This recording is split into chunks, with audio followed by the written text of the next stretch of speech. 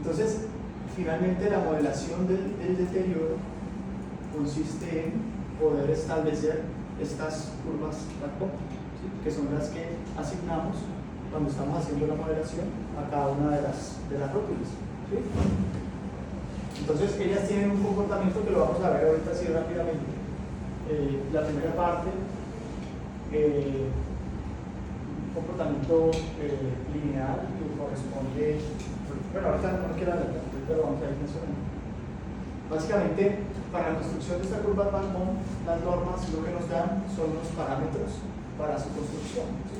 Nos dan estos parámetros que están aquí señalados, A, B y C, ¿sí? Pero no nos dan la primera parte, el segmento AB. Es el que de dónde creen que sale. Esa es la región lineal, ¿no? Es lineal. Sí. La primera parte. Esta está relacionada con el diagrama de momento-curvatura del elemento, lo que estamos hablando del elemento de. Obvio, tiene que ver con el comportamiento real, fuerza de formación de los materiales. Y en concreto reforzado, pues tiene que ver con el elemento en concreto reforzado, es decir, que ahí hablamos de el diagrama de momento-curvatura de la sección. Digamos que esa primera parte refleja el comportamiento, es la pendiente de la línea secante, ahorita lo vamos a ver, de la primera parte del diagrama de momento-curvatura, tanto para ejes como para columnas. Una pregunta, esa curva es coger, por ejemplo, en un sistemita de grado de libertad y aplicarle la carga, es coger todo el edificio y aplicarle una carga, o es coger un elemento y aplicarle un momento o una fuerza. No, espérate al final. Una pregunta. No, espérate al final que te respondo con el bueno. curso, porque Listo, entonces ya te bien. respondí, nos vamos. Okay. Eso te lo voy a responder seguro en toda la clase, y si no, al final te lo digo claramente. Es que te pregunto porque yo trabajé con curvas backbone, pero de suelo. No. Es que el concepto del backbone es que es lo fundamental. O sea, sí, el nombre es eso. Es que es la columna vertebral del sistema. Ahorita lo vamos a ver. Dale. Es lo más relevante de la modelación no lineal, poder construir estas curvas como debe ser. ¿Ya? Entonces, esta primera parte del componente es la pendiente de la línea secante del diagrama de momento-curvatura para el giro que produce la fluencia en el hacer la tensión. Es decir, eso lo podemos ver ahí, tanto para vigas como para columnas, ¿sí? Esta es ahí ustedes ven la diagrama de momento-curvatura y ven también como una representación bilineal, ¿sí? Entonces, la pendiente hace referencia a esa línea secante que intersecta el diagrama de momento-curvatura en el punto F''y en el punto. ¿Listo? Entonces, tanto para columnas como para vigas.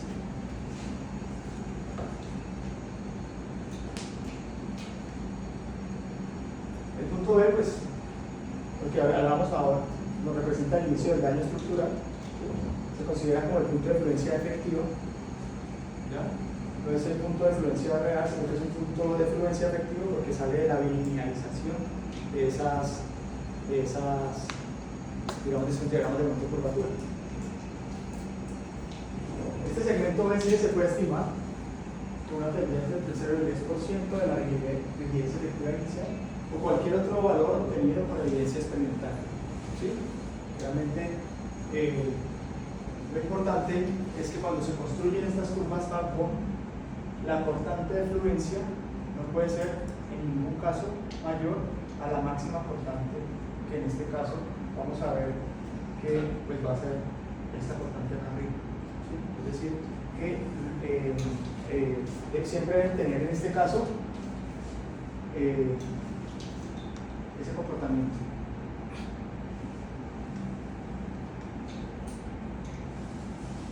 El punto C, una súbita reducción de la resistencia lateral y el inicio de la degradación estructural significativa.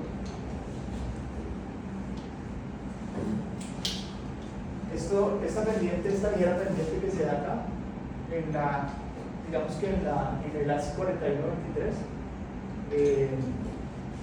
se establece la curva de capacidad trilineal, ya no bilineal, y tienen cuenta, pues dar unos parámetros para esta pendiente, pero digamos que acá podría ser vertical, pero digamos que por convergencia del algoritmo, pues se suele dejar con cierta inclinación.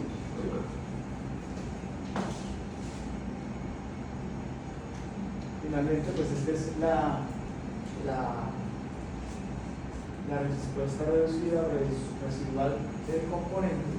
Esto siempre se debe, digamos que uno de las condiciones que debemos tener en cuenta para modelar el deterioro es precisamente que aparezcan estos efectos de respuesta reducida o residual.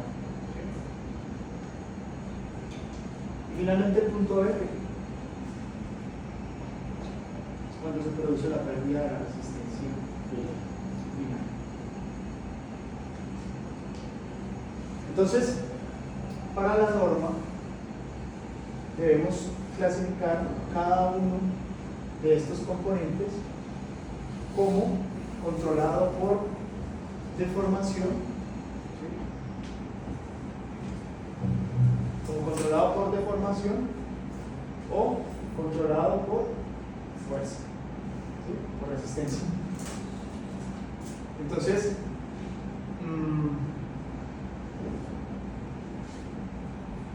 aquí aparecen, digamos, diferentes parámetros en cuanto a la definición de estas curvas.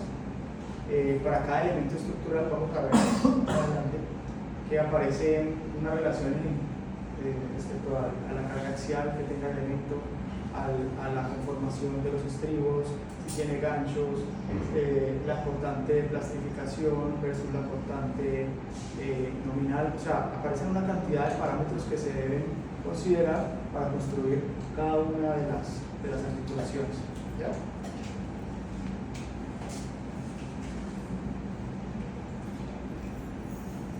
Entonces estos son básicamente en el tema 356 nos establece estos parámetros para la modelación de las curvas vacuum. Digamos que no traje todos los cuadros de la norma, pero pues sí se deben revisar cuando vamos a hacer la clasificación de cada componente. Pues básicamente es como para que veamos cuál es digamos, la metodología. Pues básicamente a partir de si la viga está controlada por flexión o por cortante, entonces ahí aparece también un punto intermedio. Si está controlada por flexión, si está controlada por cortante, digamos que eso está en función de las cuantías, ¿sí? De la cuantía balanceada, de la cuantía de refuerzo a tensión, compresión, ¿sí? Entonces, a partir de tenemos que mirar varios parámetros, ¿sí? Entonces, este es el parámetro de refuerzo transversal y este es el parámetro de la cortante. Este cortante es la cortante que se produce en el análisis. Cuando llevamos la estructura y la deformamos, digamos que esa es la cortante actuante, la cortante de diseño, ¿sí? Entonces, con esos parámetros, pues vamos a definir si cumple el refuerzo transversal. Esto hace referencia a que en la zona de articulación plástica tenga al menos una separación de estribos que esté menor o igual a de tercios, ¿sí? Entonces,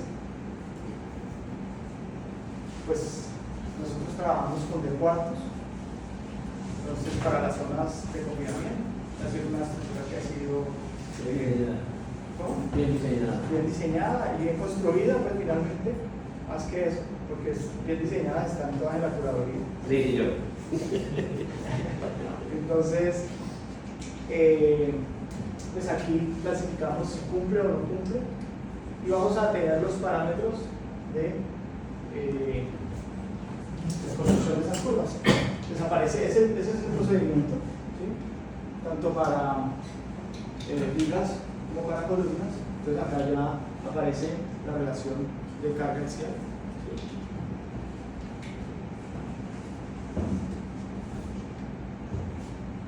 Entonces, aparecen, o digamos que los resultados de meter estos parámetros pues van a ser unas curvas genéricas de este tipo, ¿sí? Entonces, lo que han hecho en la evaluación de estos parámetros es que a partir de ensayos reales, ¿sí? De ensayos reales, por ejemplo, aquí vemos una conexión soldada y esta es una columna en concreto que tiene deficiencia pues aportante. Entonces, la modelación da, bueno, no lo tengo en la misma, pero digamos que el comportamiento, este comportamiento elevado acá, rígido inicial y de poca ductilidad, ¿sí? Es lo que se logra obtener finalmente con este modelo, ¿ya? Entonces, estamos parametrizando un ensayo experimental y un comportamiento real a partir de estas curvas Falcón. Básicamente eso es, ¿ya? Entonces, voy a mostrarle otros ejemplos de eso. Este, pues, por ejemplo, es un ensayo real, una conversión a momento. Pues acá están los parámetros de ese comportamiento, ¿sí? Comportamiento dúctil resistente a momento. Corto de acero con muestras concéntricas, entonces tiene un comportamiento rígido. El primer caso, pues, el área bajo la curva no nos da una utilidad importante, o sea, rígido no útil.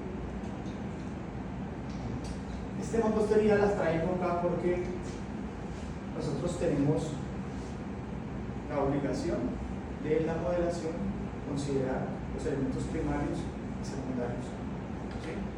Solo que por allá el tema 4106 dice que uno puede hacer un análisis o un procedimiento estático no lineal simplificado sin considerar los elementos secundarios, y en la NSD10 pues ni siquiera lo menciona. ¿Qué quiere decir? Pues que el análisis que recomienda la NSD10 es un análisis simplificado, ¿sí? No nos menciona que debemos considerar el efecto de los componentes secundarios o elementos secundarios. Resulta que cuando hacemos, entonces aquí en la 4206 sí dice que debemos considerarlos básicamente porque la rigidez que aportan estos elementos pues nos puede reducir finalmente, cuando estamos hablando del punto de desempeño, el deterioro que nosotros obtenemos para una demanda dada, ¿ya? Entonces han encontrado, y definitivamente, el 23, te dice que se deben incluir todos los elementos principales y secundarios, incluyendo elementos no estructurales, muros, ¿sí? Todo el efecto de columnas cortas, o sea, toda la configuración de los elementos secundarios deben estar modeladas, ¿sí? Cuando estamos haciendo un análisis de plastificación progresiva. El método que utilizamos en la NSD10 es un método simplificado, o sea que se pueden omitir, pero realmente ese punto de desempeño pues no va a ser el real. Porque nosotros tenemos unos elementos que aportan a la rigidez y esos elementos deberían estar también modelados. Cuando ustedes miran los parámetros para modelar esos elementos, pues son de este tipo y también existen. Entonces hay parámetros para modelar madera, hay parámetros para modelar mampostería no reforzada, ¿sí? Que eso se debe utilizar en la modelación de los elementos secundarios, ¿ya? Pues por eso están ahí en la norma. Pues en esta, ¿no? Entonces este es un comportamiento de la mampostería reforzada y aquí aparece pues también el esquema pues sintético de la representación de ese comportamiento. Y finalmente pues cualquier tipo de comportamiento se ha evaluado y se ha relacionado con estas curvas Falcón. Entonces aquí tenemos, miren que es un comportamiento así que lineal, ¿sí?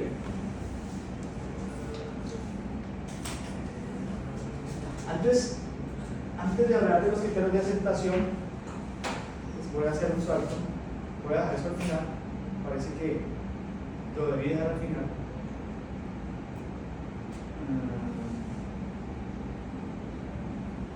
Y quiero pasar acá.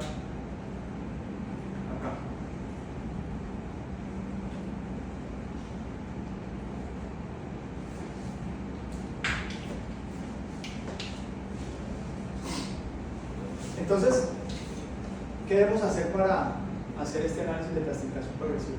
Pues fundamentalmente pushover hace referencia a la curva de capacidad de la estructura. ¿Sí? Es la herramienta o es el resultado que nosotros debemos obtener de un análisis pushover. Es eso, la curva de capacidad. La curva de capacidad la vamos a reflejar como, o la podemos representar como un desplazamiento, ¿sí?, en un punto de control que queramos. Bueno, la norma nos dice que ese punto de control debe ser la cubierta y está en función de la cortante, ¿sí?, que es de la cortante en la base. ¿Ya? Ya respondiste a mi pregunta. Okay. Entonces, cada punto, digamos que cada que nosotros empujamos la estructura, realmente eso es lo que vamos a ir haciendo, la vamos a empujar. Cada que empujamos la estructura, pues vamos a medir cuánto se deforma y cuál es la cortante que se produce en la base, ¿sí? Y así se construye esta curva de capacidad. ¿Ya?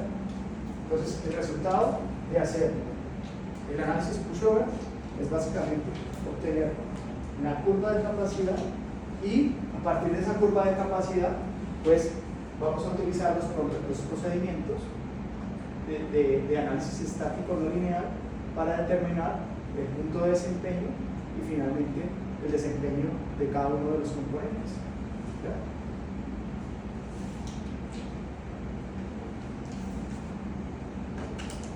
Entonces, aquí les voy a escribir, pero les voy a mencionar algunos, digamos, unas recomendaciones que dice la norma para determinar esa curva de capacidad.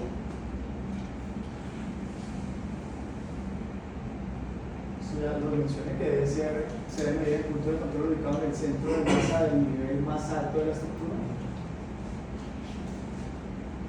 ¿Por qué se hace en el centro de masa? Pues porque esta moderación, cuando hacemos elementos, cuando deben considerar los efectos torsionales, ¿sí? Entonces, por eso es que nos dice que debe ir en el centro de masa. En estructuras con altillos, el punto de control será el centro de masa de la base del altillo, ¿sí? Digamos que, porque eso está relacionado con el sistema de una masa, ¿sí?, de una masa concentrada. Digamos que nosotros tenemos un sistema de múltiples masas, pero finalmente este análisis pushover nos relaciona ese desplazamiento como si fuera un sistema de una simple masa concentrada. Una preguntita, en el caso, por ejemplo, cuando uno tiene un punto fijo, también sería en el centro de masa, el punto fijo, siendo que es una masa tan pequeña. Sí, es un altillo, representa. También se consideraría como un altillo. Sí, digamos que el comportamiento estructural principal es el que nos interesa. Digamos que este punto que está aquí, pues debemos analizar cuáles son las deformaciones que va a tener, pero digamos que la curva de capacidad debe tomarse a partir de esa última cosa principal. Pues vamos a ver, yo les voy a dar un ejemplo, pero ustedes todos pueden trabajar ahorita con el TAPS. Bueno, la idea es que ahorita me respondan un par de preguntas. Entonces, su resultado es fuertemente influenciado por el esquema de distribución de carga lateral supuesto. Digamos que esta es una de las cosas que tiene una incertidumbre ahí grande en la modelación, ¿no? Y es que, dependiendo de la distribución de carga que hagamos, pues vamos a tener un resultado diferente. ¿Cómo lo manejan? Pues eso, yo estoy hablando de lo que dice la norma. ¿Qué dice ahora el 23? Pues que esa diferencia no es tan importante. Vamos a ver que nosotros acá debemos utilizar diferentes patrones de carga o diferentes, sí, factores de forma para la distribución de la carga. Acá nos dicen que podemos trabajar solo con uno. Ya han encontrado que la diferencia no es tan importante. No vale la pena. No vale la pena, finalmente. Pero eso es lo que está actualmente en la norma. Entonces, cuando nosotros obtenemos la curva de capacidad, pues lo que vamos a tener realmente es eso que está ahí. Es una curva, como les había dicho, que relaciona el desplazamiento de la base con la portante, perdón, el desplazamiento de la cubierta con la portante de la base. Pero para emplear la metodología de desplazamiento, para emplear la expresión del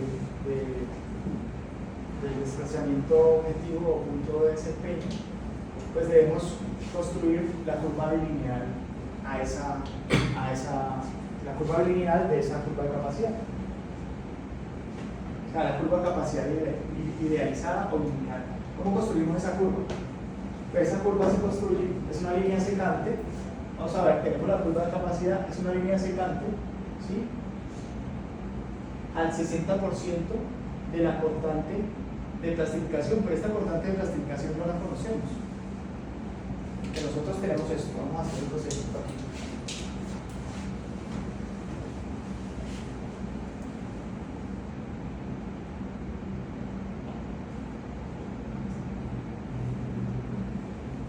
Entonces, ¿qué dice la norma? ¿Cómo se debe linealizar esa curva de capacidad? Nosotros, miren ustedes, como es un proceso iterativo, debemos iniciar con un punto de desempeño. Esa es la que se ve ahí como detrás. Entonces, nosotros, ahorita vamos a ver cómo lo asumimos. Debemos considerar que recuerdan que en la metodología de acá el punto de desempeño se calculaba gráficamente a partir de la interacción entre la demanda y la capacidad. ¿Sí? Acá es una expresión que vamos a utilizar parecida a esta. ¿Sí? Pero está en función de la rigidez inicial de la estructura. Entonces, no la podríamos calcular, o sea, no podemos calcular algo sin tener la curva. ¿Ya? Entonces, esa primera parte, lo que decimos es que la rigidez efectiva que aparece allí va a ser igual a la rigidez inicial de la estructura para el primer ciclo, es decir, del rango elástico. Para el primer ciclo, aquí. Pero se debe cumplir que en algún punto por aquí vamos a tener ese punto de fluencia. No lo sabemos.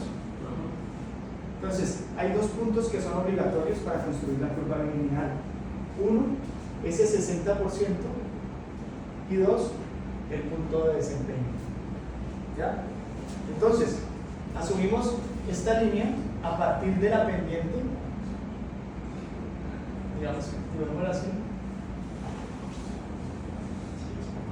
Esta es una sola línea, no tiene curva.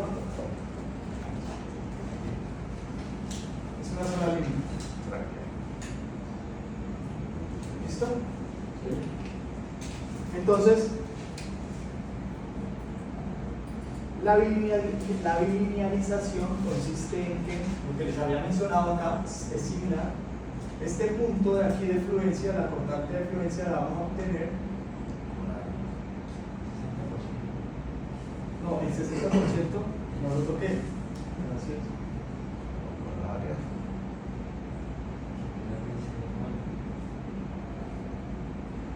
Muchas veces ese 60% alcanza a estar en la primera parte lineal, pero bueno, este debe pasar por allí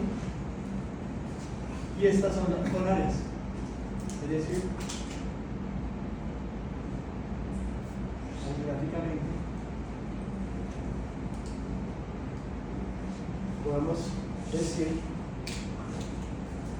que este es el punto de desempeño inicial, pues esta área bajo la curva debe ser igual esta área. ¿Sí? Y además, esto debe ser 0.6 mil. Aquí tenemos. Esto lo programa, ¿no? ¿Mala? Para que, Sí, sí. ¿sí? Para que se encuentre ese punto fácilmente.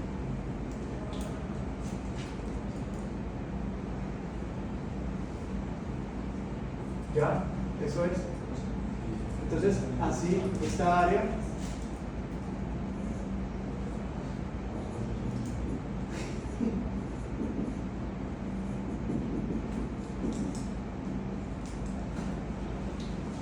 deben ser iguales. Esta que está acá, ahora es importante. Esta es la desplazamiento. Esto puede ser delta o puede ser listo. Ahí está.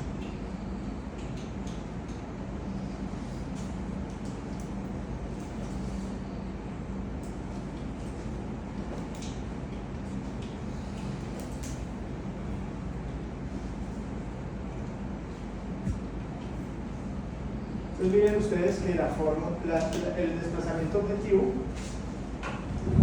en este caso, voy a cambiar esa notación acá, por favor. Es que no recordaba cómo la tenía acá, que así está en la norma. Entonces,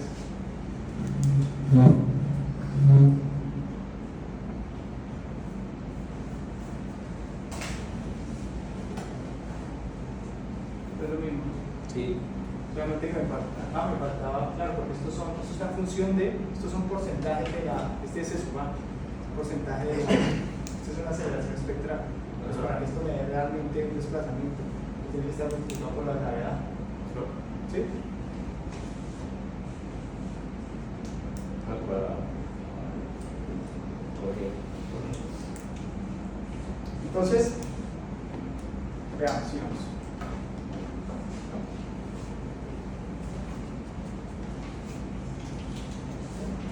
Entonces ahí aparece el concepto de periodo fundamental equivalente. ¿Sí? Ese periodo fundamental equivalente hace referencia al periodo inicial de esa curva lineal. ¿Sí? Miren ustedes que así como está expresado y para un ciclo inicial, este T equivalente es igual a T1. ¿Por qué? Pues porque esta relación, digamos que todavía está en la parte lineal. Estos son iguales. B1 sobre delta 1 es igual a B sobre delta 1, está en la parte lineal. Entonces, esto T es igual a T1. Podemos escribir eso como la rigidez inicial sobre la rigidez efectiva. En algunos casos, como está dibujado allí, precisamente por eso está dibujado así, es diferente. ¿Notan ustedes que la rigidez, en este caso inicial, es la línea continua? ¿Sí? Está un poco diferente. ¿Sí? ¿Por qué? Porque este punto 6BY no vive en la parte lineal, sino que se abrió un poquito. ¿Sí?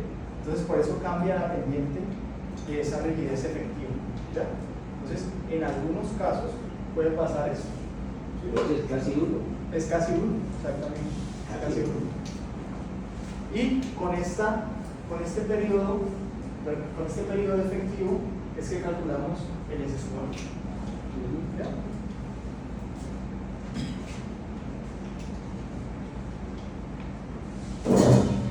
Entonces, ¿qué son esos factores? Ese factor C sub 1, C sub 0.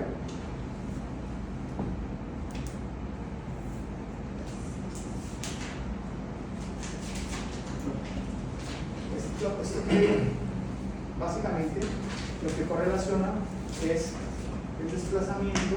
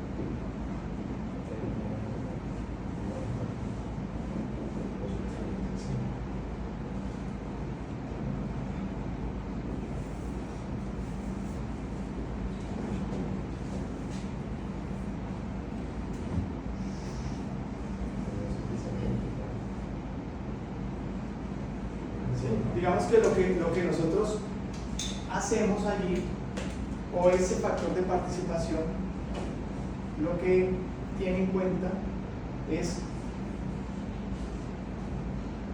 vamos a calcular el desplazamiento de un sistema de una masa simple, ¿sí?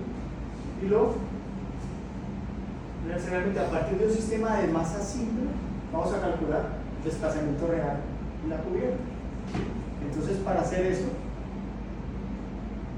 multiplicamos ese desplazamiento, SD, por el factor de fórmula, el factor de participación modal. ¿Ya? Entonces, realmente lo que estamos es relacionando. Entonces, digamos,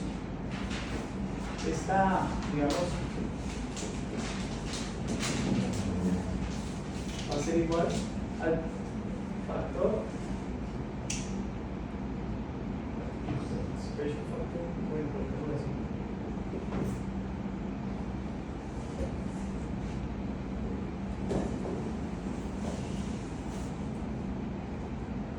En este caso,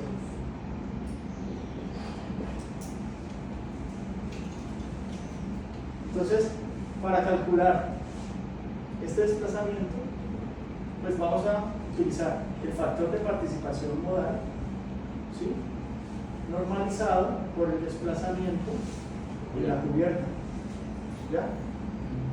Esto es lo que hacemos. Entonces, ese factor de participación modal es esto.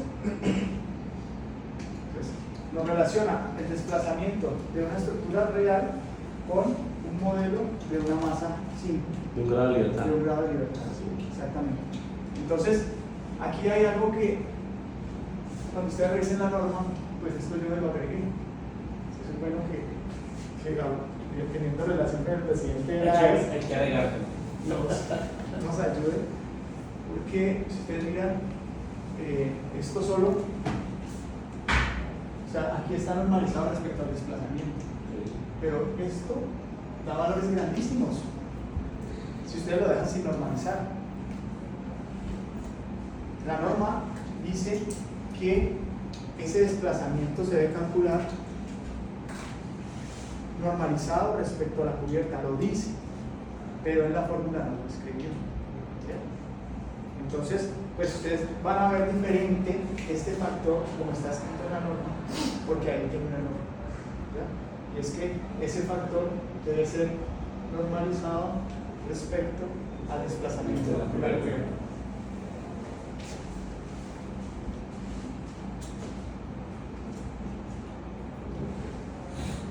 El siguiente parámetro es su básicamente lo relaciona el desplazamiento máximo inelástico esperado con el desplazamiento de la respuesta elástica. Entonces aquí vamos a tener un parámetro y es ese T sub C. Recuerden que ese T sub C es el punto donde cambia pues la zona de aceleración constante a velocidad constante. Sí. Periodo corto. Exactamente. Entonces, ese es ese aquí, T sub C, el que se hace referencia aquí. Digamos que, digámoslo por aquí,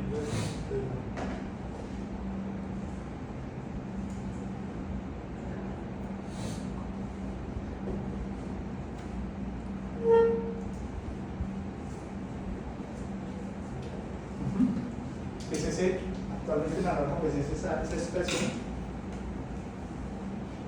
Entonces miren que este RD es un factor que relaciona, ¿Esto qué es?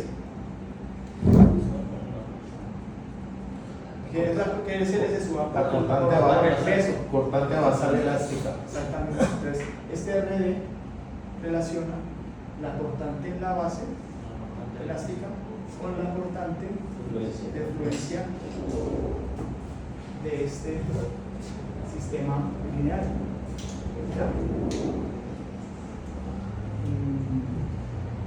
Ahí está, pues, para T sub T mayor a T sub C, pues esa constante vale 1, y si no, pues está en función de esa expresión que hemos dado.